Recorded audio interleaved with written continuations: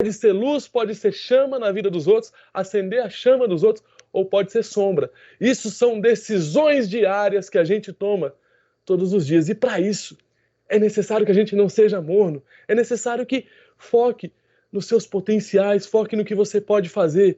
Porque focar no que você não pode vai te trazer muita negatividade, vai te trazer muitas crenças limitantes e você vai acreditar nelas. Aquilo que a gente pensa que é, a gente se transforma. Então, assim, o fundamental foi que a minha mãe entendeu que ela só dava o que tinha. Então ela precisava aceitar. E depois, no segundo momento, ela viveu o luto, teve aceitação, ela foi em busca.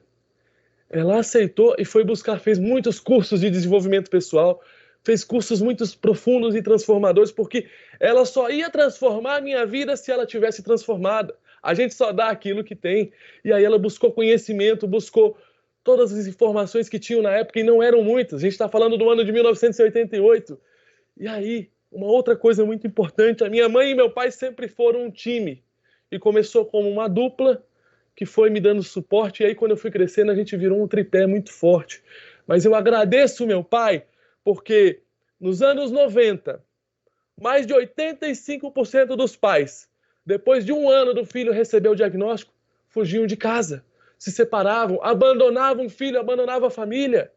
E isso era muito comum. E meu pai escolheu ficar com a minha mãe.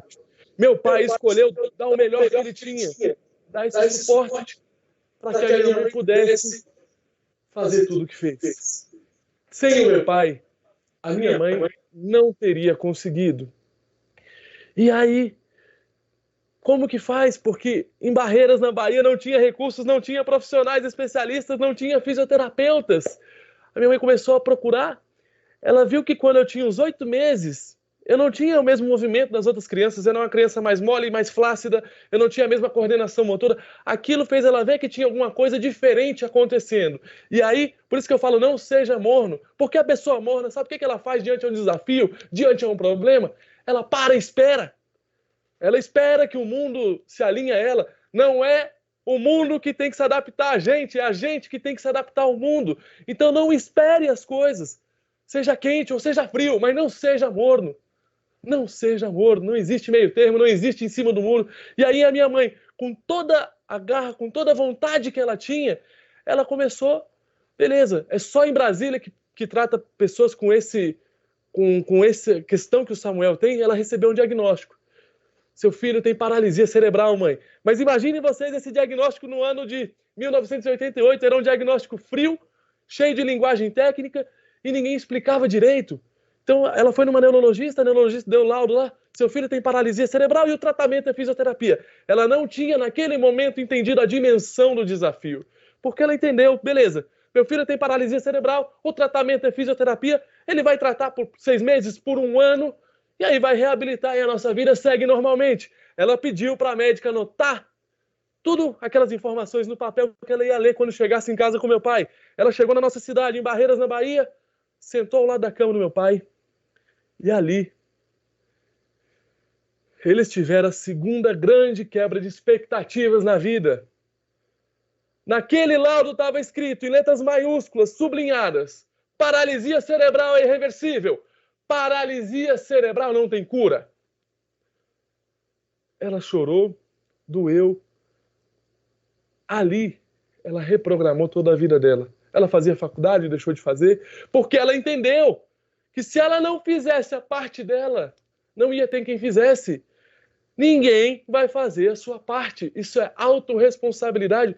A gente sempre sabe o que tem que fazer. E muitas vezes por preguiça, muitas vezes por prazeres imediatos, a gente se perde e deixa de fazer o que precisa ser feito, que é a nossa parte, que é aquilo que ninguém pode fazer por nós. Se a minha mãe não tivesse feito isso, ninguém podia fazer por mim.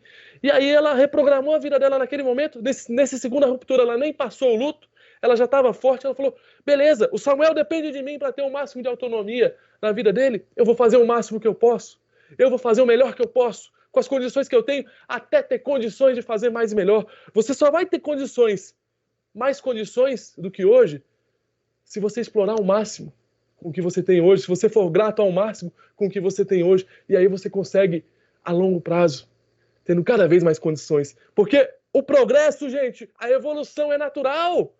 A evolução é natural. É só a gente não atrapalhar, é só a gente não procrastinar, é só não ter preguiça.